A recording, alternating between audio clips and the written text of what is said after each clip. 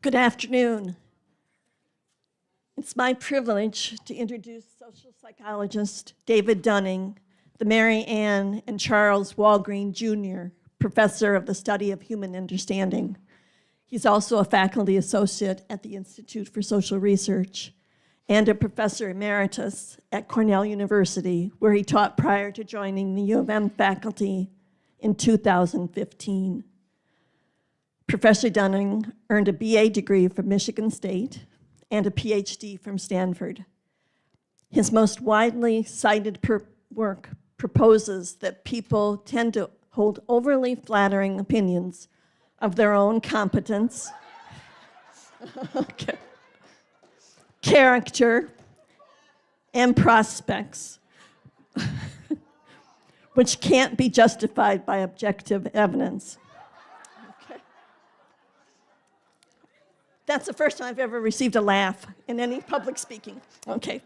The tendency to overrate ourselves, in part due to the infamous Dunning-Kruger Effect, has implications for many areas, including health, education, and the workplace.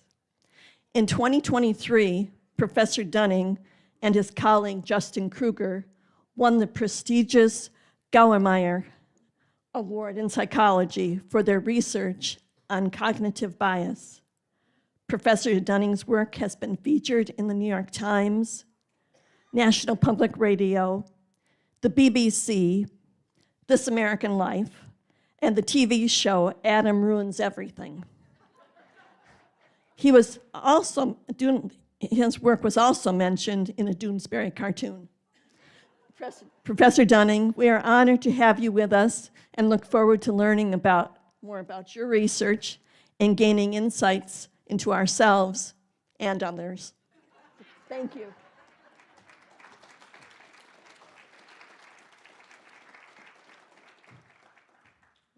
Thank you very much for that kind introduction. And it appears you might have some belief in what my research has applied numbers to over the years. I'm giving a lecture where people have shown up. It's absolutely great. A couple of things. In a few years, I hope to join you, Providence and Michigan Medical willing. And as well, I know there will be questions at the end, but if there are burning questions in the middle, feel free to raise your hands. If there are too many questions during the talk, I reserve the right to tamp things down so I can talk about what I want to talk about. But I also want to find out what you're interested in. I don't believe I know everything that's most important to talk about, so I'm willing to be guided a little bit by what issues interest you. They're probably the issues that should interest me. What I'm interested in is what interests the world. I mean, as we enter, or rather we're solidly in the 21st century, what do people need to know? What do they need to be skillful at? What do they need to navigate? And so I spend a lot of time on the internet or talking to people who do this sort of thing, talking about what are the 21st century skills that you need to know in terms of learning, in terms of literacy, in terms of life. And companies and think tanks are quite willing to list skills. There's some overlap, but not a lot of overlap. And what's interesting about these skills is they tend to be soft skills, would be the terms. That is, they aren't very technical. They're ill-defined tasks is the way that psychologists would talk about them. They're tasks that are obviously important, but there is no answer sheet for them. There are things like collaboration. There's no hard and fast rules in collaboration. There are good ideas. There are certainly courtesies that we should extend. There are norms, but there is no hard and fast set of rules. There are things like creativity. Good luck on the rules on that. There are competencies like literacy, numeracy, knowing science, knowing finance. I sort of like word clouds, but my favorite, though, comes from McKinsey, the consulting firm, because I think they get the list of 21st century skills you need on the head because they list 56. And once you get up to 56, you can't be wrong. in some respects. But there are a lot of very complex, essential skills that a person needs to navigate the 21st century because you may have noticed a lot of things are happening rather quickly all the time. The question is, how good are we at navigating them? To what extent do we have the proper skill set? And in particular, the skill set of knowing whether or not we have the proper skill set. Have we identified what we need? Within what we need, do we know what we need to know? Particularly because not only do we need to know these skills, we're really left on our own a lot more, regardless of what age we are. We're left on our own in terms of handling our own finances. We're left on our own in terms of handling our own health. We're left on our own in terms of handling our own retirement, much more, for example, than my parents' generation. And people feel they're up to it. They really do. One of the most favorite doctors out there is Dr. Google. And 80% of people in a survey that was done pre-pandemic, and then the pandemic interrupted a lot of this, I think, very important research, 80% of Americans say they go to Dr. Google to diagnose themselves when they have a complaint. And I have to admit, 100% of me goes to Dr. Google to try to diagnose myself. The issue is, though, that symptom checkers, if you enter symptom checkers into the internet, this is pre-pandemic, are not that accurate. They started out at 51%. By the time the pandemic hit, they were about 85% accurate. But for those who actually went to their doctor, the doctor would disagree with the diagnosis their patient came in with about 20% of the time. We don't know what the figure was for those who decided not to go to their doctors, who decided to stick to their own diagnosis. But new terms came into the language like cyberchondria, which is believing you're sick when you're actually not, because of Dr. Google. Dr. Google was very happy to diagnose you. And I don't know what ChatGPT does or Claude does or any of the chatbots, what they do. I do know that baby boomers, though, are going to places like WebMD and Healthline. Gen Z does so too, but they're also more likely to use places like TikTok and Instagram. And that's where we're going to be moving forward in an era where the mantra is do your own research. And yeah, this is 2 blocks from where I live. I love my neighborhood. I love Ann Arbor. I have nothing to do with this except for taking the picture. But that's where we're at. We are left to our own devices. Many people have the attitude that that's a wonderful thing. I am the expert of myself, after all. That's actually the core of my research. To what extent are we the experts of ourselves? To what extent do we understand ourselves and who we are?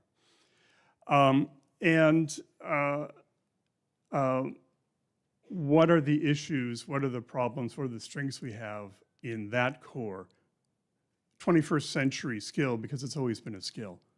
The Greeks talked about this way back when in ancient times. Well, if I'm going to start talking about it today, I have to concede one thing, and I have to concede one thing, that the human species is a genius species. It's amazing what our brain can do. In your brain, studies have been done. Let me mention just one study that comes from the Salk Institute down in San Diego that has estimated that you have 1 tetrabyte of information in your brain. It sounds like a lot, but what does that mean? It's the moral equivalent of 4 libraries of Congress of books in your brain. Yeah, that's amazing. And the reason for that is because often in life you're running into situations that are new and require problem solving. You're faced with a situation you've never faced before. So for example, you're at a dock, you have a friend, it's a hot day, the lake is cool, you're wearing your swimsuits, and your friend says, okay, I'm going swimming, it's such a great summer day, and they jump into the lake, and it's then they remember that they don't know how to swim. And they start saying, help me, I don't know how to swim. And so you look for the life preserver on the dock, and you realize there is no life preserver on the dock. But you do see a basketball and a bowling ball. Don't ask. You know which one to throw them to help them out. depending on whether you like them, of course. But you know which one to throw them. That's the core. We can hit mysterious situations, new situations, and we can problem solve. That's the genius of our species. That's what the one tetrabyte does for us. And in fact, let me hit you with one right now. I'm just going to list 6 everyday experiences that people might have or a person might have. And I'm not going to tell you what theme connects them all. I'm just going to have you privately, don't yell out or anything like that. But what theme do you think privately connects them all? That's the key. We'll go through them one at a time. And just note at what number of instance you think, oh, I know what the theme is. Okay, here we go. Struggling with a can opener. Bumping elbows at the dinner table. Hard to find a friendly school desk. Using ill-fitting scissors. Uncomfortable using a spiral notebook. And ink-smudged hand while writing. Now, don't say it, but if you think you know, raise your hand. Now, I'm going to go with the person I saw raise her hand first, and I suspect she knows, and she knows why I suspect she knows. Where is it? Hold on. Wait, oh, okay, yep, sorry. We're going to get you a microphone. And We need to have our YouTube people hear this. So. yes. Who raised their hand? Oh, right in front of you, yes. It's because of which hand I raised. Exactly. Which hand did you raise? My left hand. You raised your left hand. Yes, I noticed a few people raised their hand. I noticed the majority of people raised their hand were left-handed. This is about being left-handed in a right-handed world. That's what this is about. Why did I use this list? It's because this is something you would recognize. Oh, how many instances did you realize this was about being left-handed? Just what number? The last one. Okay, the last one did it for you. Well, when we ask over the internet left-handers what this list is about 2/3 of them get them by the time they get to the end of the list, and we jungle up the order of everything. Right-handers, only 1/3 of them get it by the end.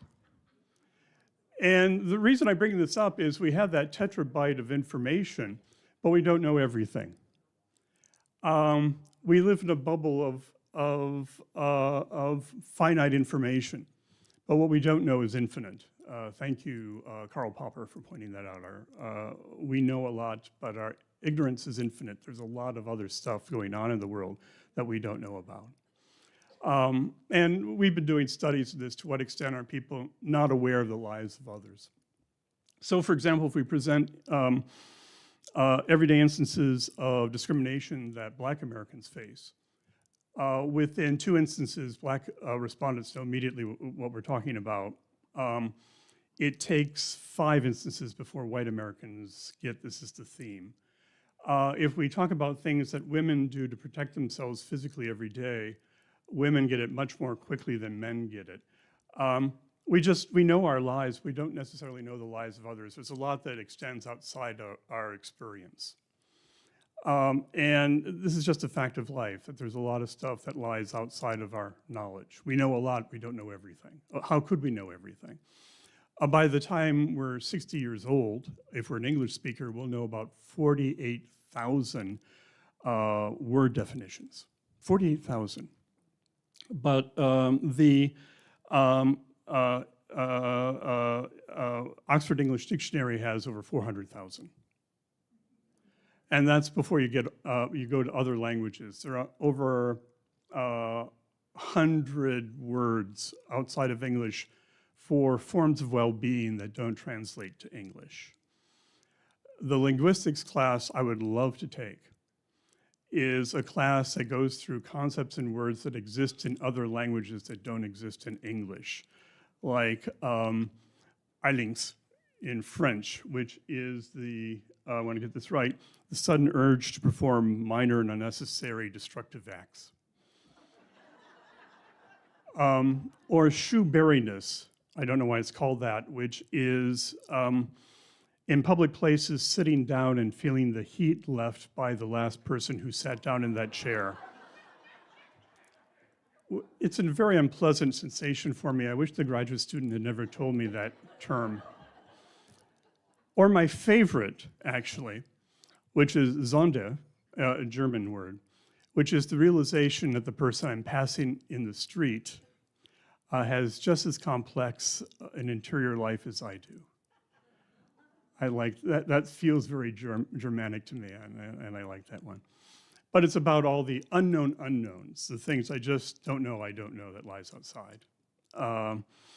The title of the talk is Why People Don't Know They're Incompetent. We don't know what we don't know because it lies outside of what we don't know. We don't even know that we don't know it. That's poetic. It's funny, but it's true. And it matters because in an audit of about 35,000 malpractice cases that was done over the past 20, 30 years that involved diagnosis situations, the most common situation was when a doctor didn't make the wrong diagnosis or was too late in making a diagnosis. It was when they didn't consider a diagnosis. It lay outside of the diagnosis they were considering. It was an unknown unknown. Maybe through neglect, maybe through a lack of training, for example. That's the key. And that's why, as was mentioned, if you take a look at how people view their expertise, we're left with situations like this. And by the way, a lot of my examples are medical, and the reason they're medical is not because of any views I have of doctors. It's because they do the testing. They're very key on testing their students and each other. There are many studies like this. This one has a little bit of an extreme, this has an extreme result, but a telling result. And this was a study done in Sydney, Australia at a teaching hospital where medical interns were being evaluated and they were being put through OSCEs, objectively structured competency exams, where they would either with dummies or with actors go through procedures that they should know how to do by the time they were being evaluated. And these data particularly come from catheterizing a male patient. You can imagine where. And the supervisors, nurses, and doctors had come up with a checklist of what the interns should be doing, what they shouldn't be doing, and they had two benchmarks. The student did it so badly they still need supervision, or the student did it so well, not perfect, but they did it so well, we can actually have them start training other people. Those are the two benchmarks. And so all the interns went through the evaluation. They were graded in accordance with the benchmarks and more specifically. And the students were asked the questions of, do you still need supervision and do you think you can teach others? And the ratings of the students for themselves and the instructors were compared. And on the needs supervision judgment, 50% of the instructors, when they saw the students, said this person still needs supervision. None of the students felt they still needed supervision. That's the overconfidence, overflattering thing. And on can teach other, none of the instructors felt the students were ready to teach others, and 80% of the students thought that they could teach other people. By the way, I chose this example because this is right in the middle of all the other examples that come from the paper. It's in the middle. It's representative. So, but that's one study. It's a little extreme, but the easiest finding you can find is people are overconfident. It would be news in a research study if you didn't find overconfidence, and sometimes you don't find overconfidence. And I have argued that overconfidence actually is inevitable. Mathematically, it's inevitable that people be overconfident, logically overconfident in their judgments and decisions. We can talk about that if you want to be. That you have to be on guard about it because mathematically, logically, we're going to be overconfident. Don't worry about ego. Set ego aside. We're all going to be overconfident. What matters is who exactly is going to be overconfident, and this also is a logical thing. Staying in the medical realm, This is a study that was done down at the University of Florida in Gainesville and Jacksonville, and this was done over a decade, where about 1,100 residents going through an OBGYN rotation, they called it a clerkship, had just finished their final exam on the clerkship and were being graded and about to find out their grades. Everything was done, about to find out their grades on the clerkship and on the final exam, but were asked to guess what grades they thought they were going to get. And basically what their instructors did is in 2003, when they published this, they tracked perception versus reality. That is, they tracked according to, and this is at the bottom, what the student actually got on the clerkship from F to A versus what the student perceived they were going to get from F to A. In terms of their perceived final exam grade using the National Standardized Exam and what grade they were going to get on the clerkship. And if you take, the purple line is reality. If they were perfectly calibrated, that's what they would get. And the reason they did that is, well, Justin and I had published our work in 1999, and they said, we've got the data, let's take a look. What they found is, well, students on the top getting A's underrated themselves on average a little bit. Students failing the exam didn't seem to have much insight that they were failing the exam. They're getting F's and D's. They thought they were going to get B's and B minuses. They didn't think they were going to do as well as students at the top, but they thought they were going to do pretty well. And students doing poorly on their overall grade were overestimating their overall grade as well. That's the incompetent people don't have insight that they're incompetent. We would argue more strongly, you can't expect incompetent people you can't expect them to know that they're incompetent. If they knew they were incompetent, they would work harder to get competent. The other way I would say it is people who are not expert do not have the expertise to realize just how much expertise they lack. That came to be known as the Dunning-Kruger Effect, that gap at the bottom. Justin and I did not name it the Dunning-Kruger Effect. I want to make that clear. It just got named for us. I've asked ChatGPT who named it the Dunning-Kruger Effect. And ChatGPT tells me I named it the Dunning-Kruger Effect. And I explained to ChatGPT I did not name it the Dunning-Kruger Effect, or why would I be the one asking it? And it apologizes very courteously. ChatGPT is always very courteous.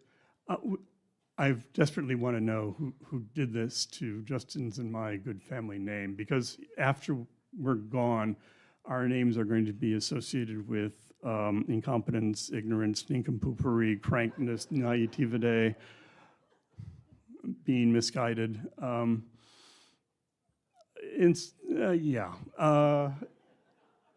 In some sense, it's great. It's the best career move I never made, but we didn't name it that. But that is the gap that we've become known for, is that people don't know that they don't know. We actually made a stronger statement that in many areas of life, not all, but in many areas of life, the logic suggests you cannot know what you don't know. You're going to do what you think is the most reasonable thing. And you're going to be pretty confident in it because it seems reasonable. That's the logic that leads to overconfidence. You don't even need ego. But you won't know that that's a mistake. Now, mind you, there are times when you do know that you don't know. Like, how long is the longest river in Asia? Yeah, I think you kind of go, yeah. Don't look. Sorry. Right now, if you were a bunch of undergraduates, everybody would be on their phone right now. And I would have been too slow. Or what is the name of the river in which Bonn is located? Most Americans kind of go, Bonn. I've been to Bonn many times. That's why it's my favorite question. But in any event, so there are times you don't know. That's not, you know.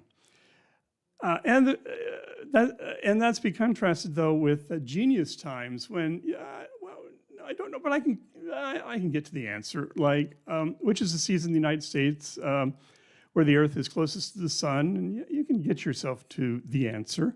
Or which of the following best describes Africa's location? You can get yourself to the answer.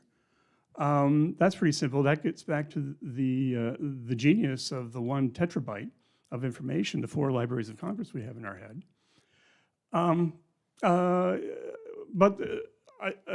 Let me continue with that, though, and let me lean a little bit too much on this person who, and what he did with his 1 tetrabyte. Sometimes our 1 tetrabyte we rely on it. There's a reason why we have it, because we face a lot of new situations, and there's a reason we're one of only 2 species that you can find around the globe. There's only 1 other species, a little mite, that makes it all the way around the globe.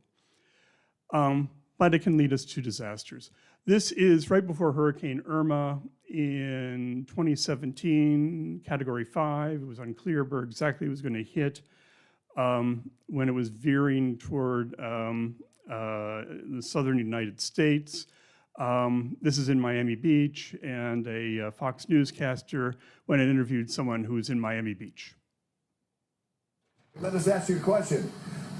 What do you think about the storm, the risk to your own safety at this point? I'm sorry, I didn't hear your question. What do you think about the storm, the power, the ferocity, and the risk to your own safety at this point? Well, at this point, I'm very relieved to discover that as we speak, the eye of the storm is practically due south of us by 220 miles, okay, because it's crossing the 80th meridian, which is 80 degrees west longitude. So I'm not so worried because it's so far away, and it's bearing as of 8 p.m. Westbound. Well, not just westbound, it was 275 degrees. That's only 1/15 above due west toward true north. Right. So this thing is moving and has been moving in a very westerly direction, and because it's several hundred miles south, the risks are less and less. I'm not worried. I don't think it's going to get much worse than what we're seeing right here. Thanks.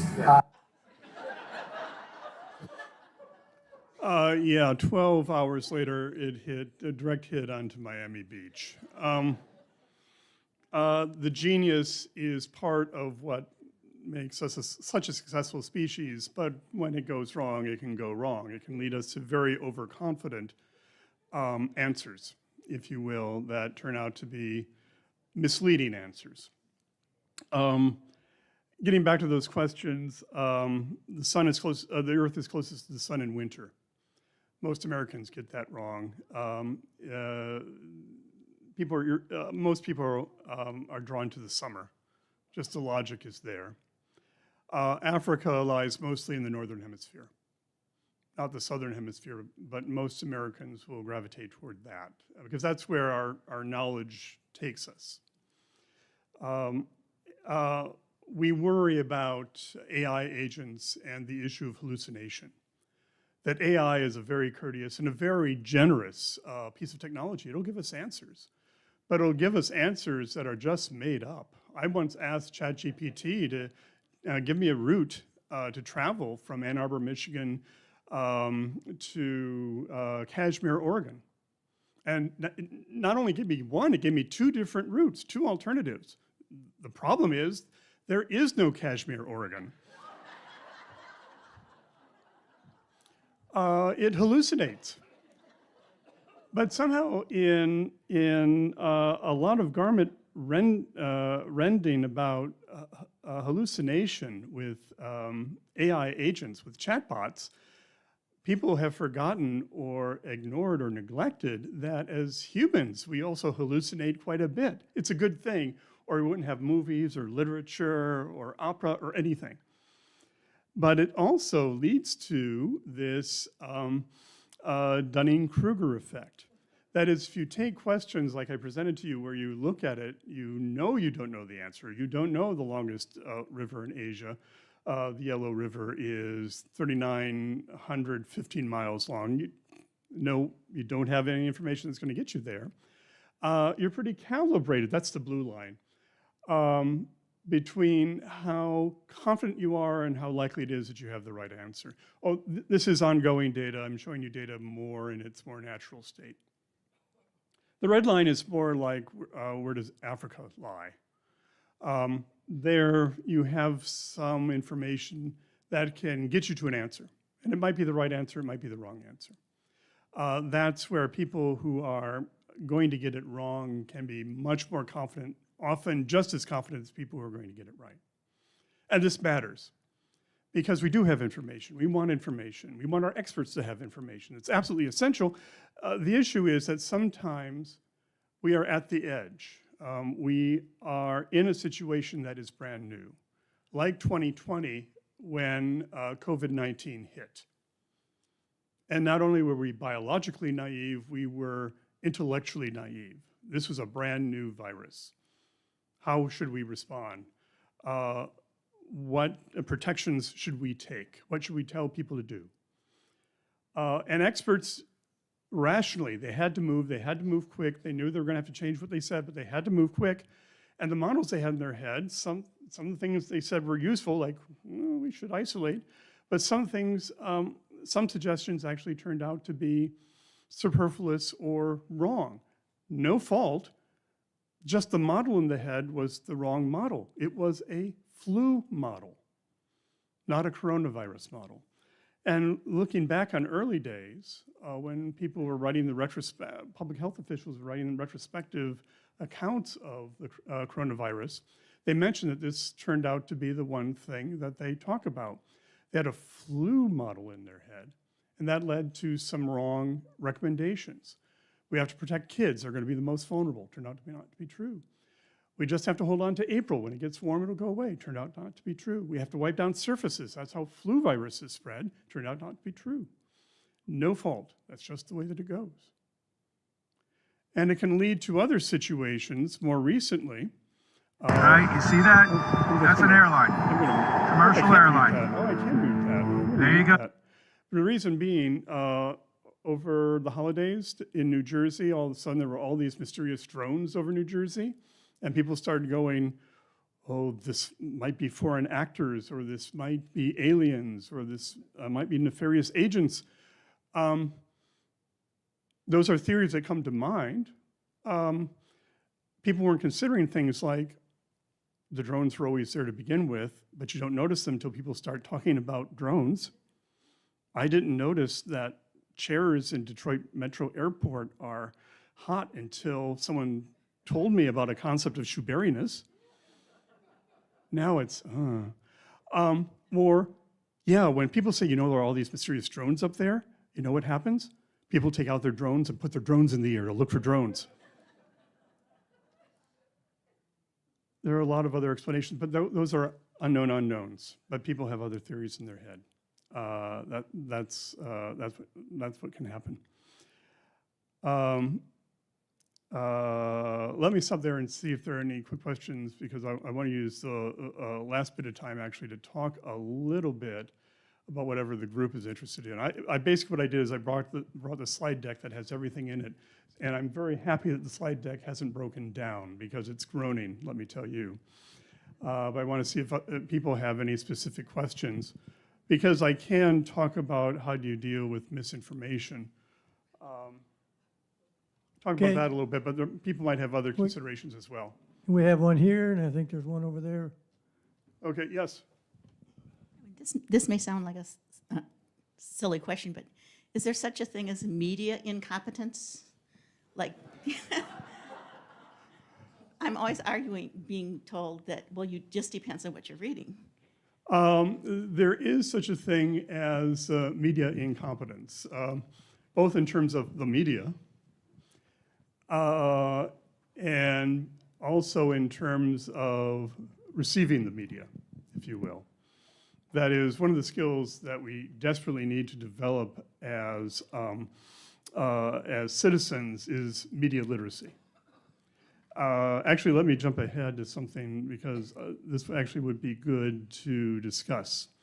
People often ask, what should we do to deal with misinformation coming from the media. Because, by the way, the media is not just one thing, it's a lot of different things. And as a person who's been interviewed a lot by a lot of different medias, media competence ranges quite a bit. So if I'm being interviewed by a local newspaper versus a network or a regional newspaper, it's going to be a different experience. I have to rack up a different set of considerations in my head. I'm going to be really impressed by a national person. They're going to be smarter than me. Local media person is going to want something that's funny. I know that's what's going to happen. But there is a lot of misinformation out there. Oh, in fact, the other thing that's happening, and I would include just a lot of places you can get information out there. Let's see if I can find it. Where is it? Oh, shoot. I can't find it. There was a slide I was going to show you that I actually showed my psychology and law class the other day because we were talking about AI, the use of AI now in the law. And one of the problems we're going to develop with AI is that bad faith actors have realized that AI just trains itself on text. So bad faith actors are just going to flood text in the world. Like some nations. You can imagine who the nations are. They're going to bias what AI learns, and that's what it'll report. So you have to really watch out. And the reason I bring that up is if you're going to be dealing with media, and media can come from everywhere, let me get to what do you want to be? Sorry, I've lost myself. I'm going to find myself here. Sooner or later, I went too far. Is I have a lot of things that you want to be. And one of the things that you want to be is you want to be Finnish. Now, what do I mean by that? Finland has been at war for nearly 100 years against misinformation. Ever since the Winter War in 1929, 1930, they've been at war with Russia. Russia has been flooding them with misinformation for 90 years. And so Finland has arranged its educational system from preschool to adult education to train people how to be media savvy. So they really key in on critical thinking skills, that's number one, but also things that are specific to how do you spot misinformation. You're starting to see it in some school systems in the United States too. And on my computer, I have all some of the manuals that they use in Finland for this type of training. Unfortunately, it's in Finnish, and I don't know what they say, but I have them. Someday, I'll have a translation software, and I'll take a look. But the key is that when you see something in the media, you do want to do what the Finns do, and what you want to be is you want to be a competent fact checker. And what does that mean? Often what people do intuitively is they kind of go and ask, is this a high quality publication? Is this a high quality journalist? Is this a high quality source? No, that's vertical reasoning. You're looking at one source. Don't want to look at just one source. You want to look at you want to do lateral reading and start thinking about multiple sources. So if you see something that's surprising, something that's provocative, you want to find out about what other sources are saying, about the claim that you're reading, what they're saying about the source that you're reading. Is it trustworthy? And also, what is the origin of the claim that you're reading? In school systems, they're now teaching kids, if you see a surprising photograph, do a Google search to make sure that photograph is actually of the thing they claim it is, or is it really from somewhere else? Because often you see a provocative photograph, but actually it's from 1965. It just didn't happen in, X state, for example. So, for example, here's a claim. Gary Sinise says he hated working with Tom Hanks. He made my skin crawl. Should you believe it? I would say not. You really can't tell why you shouldn't. I wouldn't believe this source. This actually comes from a source called the Dunning-Kruger Times. We have nothing to do with it. But there are politicians who will retweet headlines from the Dunning-Kruger Times. Governors, senators have been caught retweeting headlines from the Dunning-Kruger Times. Follow the source. You need to know these flowers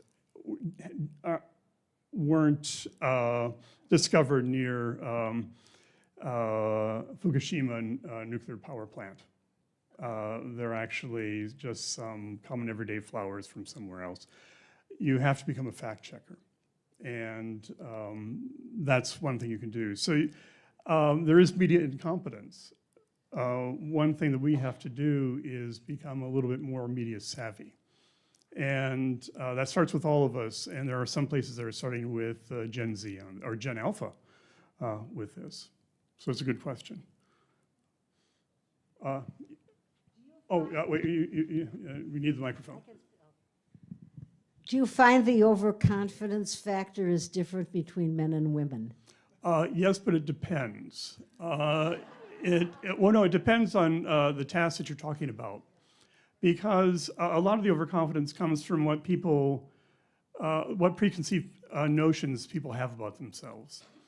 So if it's a male-identified skill or area, football, men are going to be just much more overconfident. And if it's female-identified, women are going to be more overconfident than men. So a lot of things that are valued in society, business, science, tend to be more male-identified. So you see a lot more male overconfidence. But it really depends on what's the task you're talking about. Because a lot of overconfidence also comes from these preconceived notions people have about themselves. So if a person thinks they're really good at X, logical reasoning, finance, whatever, they're going to show as overconfident. We've shown that. And if they don't think they're very good, they're going to show up as underconfident. We've shown that as well. Even if you've got person A and person B, overconfident, underconfident, doing exactly the same, showing the exact same skill, their perceptions are really going to diverge. We've shown that a number of times. Question back here. Oh, yeah. The Finnish example aside, what are your recommendations to overcome the natural incompetence that I have? Okay, well, I have a slide for that. I'll just go at, what's interesting, I made the claim that overconfidence is inevitable. And it's not a surprise if you look at the professions. Best practices, if you take a look, seem to be exactly designed to overcome overconfidence and the error that comes with it. So if you look at doctors, when doctors make diagnoses, they don't diagnose a disease or a malady. They do differential diagnoses. They not only diagnose a disease or problem they consider alternatives and do tests to rule alternatives out. That's key. Consider alternatives. That psychological research says that's critical. And that's really worked in my life. I once came into a walk-in clinic with all the classic signs of Lyme disease. I moved here from upstate New York, and it turned out to be gout. But the doctor tested alternatives. Lawyers, in the American system, you have this side and that side, and they argue it. And someone in the middle has to look at both sides. Argue this side, argue its opposite. Be opposing attorneys with yourself. Argue this side, argue that side. Consider the opposite. Psychological research absolutely agrees. You got to do that. Be a scientist. I won't go through it, but I don't support my theories. When I have a theory, I design an experiment to assassinate it. I try to disconfirm my theories. And if my theories survive, I honor it by trying to publish it. That's falsifiability. Be an aviator. have a checklist. Don't assume you're going to fly right. You've got a checklist that you have to do. And here's another critical one. I'll just go through, which is, this is ongoing work that we have. This is just a quick study on it. This comes from University of Michigan. We're giving students, or in this study, we gave students a logical reasoning test. They see a series of questions like this, and they have to answer these logical reasoning tests and say how confident they are that they got it right. And then what we do is see how confident they are when they're right, accurate, versus wrong in their answers. And they're more confident in their answers when they're right versus wrong, but they're still plenty confident when they're wrong. They're almost 65% confident. They think they, oh, by the way, on average, they're right about 2 out of every 3 times. But when they're dead wrong, they're about 65% confident. No, I got that one right. Now, each person is also judging the answers given by someone else in the experiment. That's key. This is how they're rating the other person's test. Yeah, you see, the ones the other person got right, they're almost as confident in their answers. The ones the other person got wrong, they're showing appropriate doubt. Have someone else check your thinking. That may work. Your errors may be more visible to them than they are to you. There are a number of things you can do beyond being Finnish that might, I wouldn't do this all the time, it's exhausting, but when it counts, that's a start of the types of things you can do. Be a lawyer, be a doctor, be a collective, for example. Yeah, so in this example, once I've been proven to be inaccurate, does that alter my future evaluation of my answers? In other words, will I be more likely to recognize myself as being wrong? Does that inform the, future performance? In the main, the answer is yes, but. So far, I've mentioned, we've been talking about things and ego hasn't been involved. Whether you change your mind about yourself, that's where ego starts getting involved. Do you take the feedback or not? And people who are willing to take the feedback, they don't get defensive. They can change their mind or work harder to improve. People who are defensive or have an ego, they're more likely to stay where they are, both in terms of performance level, but also mistaken ideas of where their performance is. So ego doesn't get you to the types of things I've been talking about, but it may keep you there. That's where that matters. Other questions?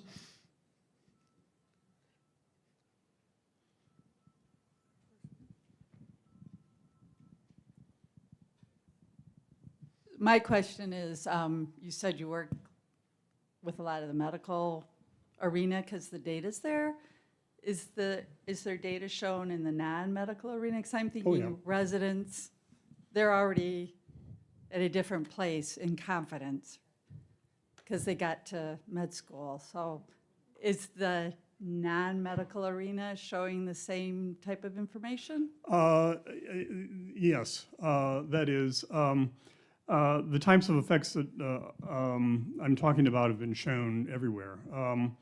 For example, we've done work with people who are at a trap and skeet shooting contest, and we give them a quiz that the NRA has designed about firearm care and safety. And they show the same effects. We didn't do, actually what we want and get is other people doing the same sort of studies. And this is a nationally representative sample of people who are looking at headlines that are either real or fake. And they're being asked, can you tell the real ones from the fake ones? And as you can see, there's very little correlation between their performance of being able to tell the real ones from the fake ones and what they think their performance is. So the two different studies.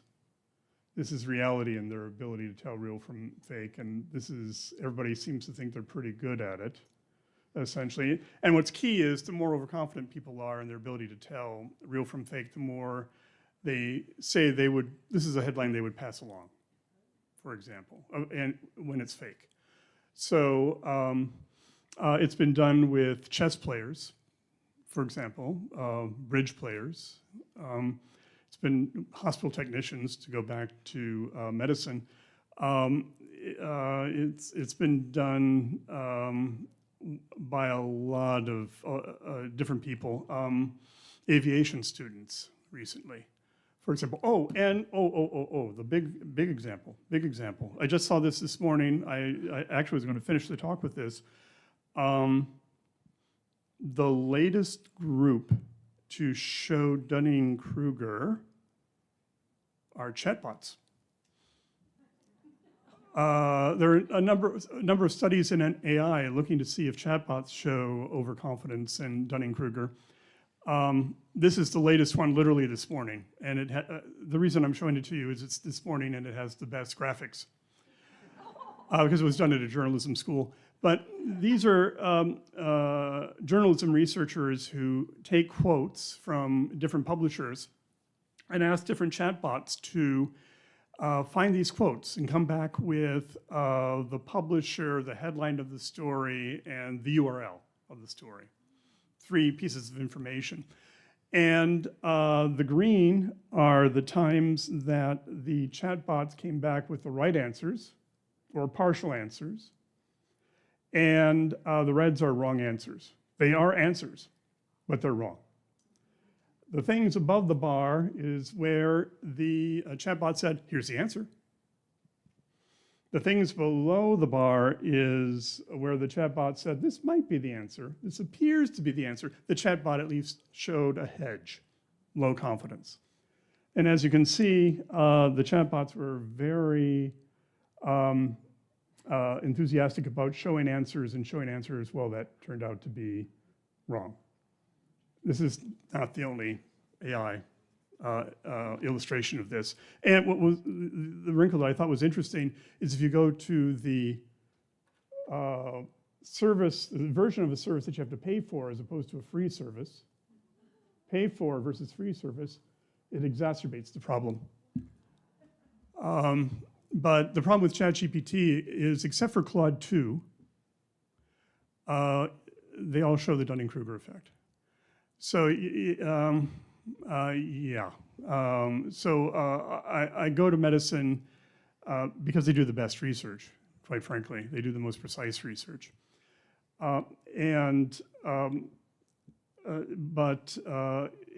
We've looked at a lot of different tasks in a lot of different arenas, but the real thing is other people have done the same thing. Now, I should mention there is a small cadre of people who like to complain that our research is nothing but a statistical artifact. And my response, I'll just be very quick on this, is that those individuals tend to focus on the first 2 studies we did in 1999 and ignore the 25 years since. So they're acting as though they don't know the 25 years of the research, and they ignore all the research that has been done on the artifact they claim the research is. And all that ignorance is ironic given what the phenomenon is that they're studying. But I haven't published that paper yet. But I do have to divulge that there are people who say this is nothing but a statistical artifact. But no, they haven't looked at the literature. But I do have to admit that. I have one question back here. Okay. I'm sorry, this came up in I heard you say when you were talking about the Finnish Yeah. people, you said start with Gen Alpha And I might have missed what that was, but I don't have Oh. any idea what that is. Oh, that's Generation Alpha, excuse me. That is, I'm a boomer, baby boomer. And currently the generation, if you do the categorization of generations, I am teaching Generation Z. About a couple of weeks ago, I was talking to an undergraduate and I realized that all the students I'm teaching in my psychology and law class currently, none of them were born before 9/11.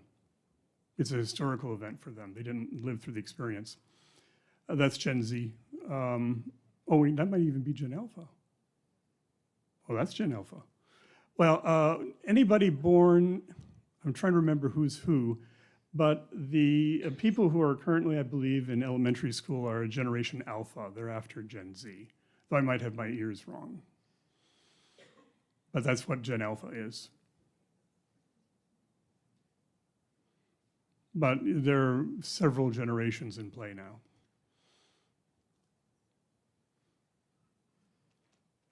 Another question? Is this phenomenon human or is it cultural? Good question. It is human. I think it's part of the human condition. That essentially we live in an environment, and the environment is there's just a lot of stuff in the world, and we are finite beings, and we can't know everything. And it's impossible to have perfect information. Not even the computer has perfect information. How can we expect us to have perfect information? So that's just part of the environment that we live in. It's part of the human condition. Are there cultural differences? According to the theory, as Justin and I talk about it, there shouldn't be, because it's part of the fact that what we don't know is invisible to us. Because if you don't know something, often you are not in a position to know that you don't know it. And that should be true whatever culture you're in. Now, that being said, we're looking at it, and there are cultural differences among 8th graders globally. When students perform poorly in math and science, whether or not they express knowledge that they're performing poorly in math and science. And there are 2 factors that come into play. One is that their teachers are very willing to tell them they're performing poorly in math and science. There are some cultures where it is rather public. There are other cultures where teachers will not say. So the outside world is either telling you how well or how poorly you're performing, or it's not, number one. Number two, in the countries where poor performers know they're performing poorly, on average, those countries, students are performing overall really well. And we would argue that poor performers in those countries actually have reached a level where they can start to have insight into the fact that everybody else is doing better than they are. The other countries, people overall, or students overall, are performing poorly, and so people who are performing the poorest aren't in a self-awareness situation. And that checks out statistically. So the core mechanism of what's going on, the core process of what's going on shouldn't produce a cultural difference, but the culture itself can produce a difference based on what the teacher is doing and based on the student's performance overall. That's a very good question, and we're going through a lot of data from about 138 cultural samples. Yeah, well, but it's all there. It's right there. I mean, it's amazing what you can do in the modern age. It's on that computer. It doesn't complain. And one final question here. Sure. You're mentioning these alphas and the other groups got me thinking, we hear that as we get older, we have more wisdom. Do we get any smarter in looking at these issues? Are there significant age differences and so on? I was thinking about that. We haven't looked, and we should. And I think we should, because there is a distinction in psychology between fluid skill and crystallized skill.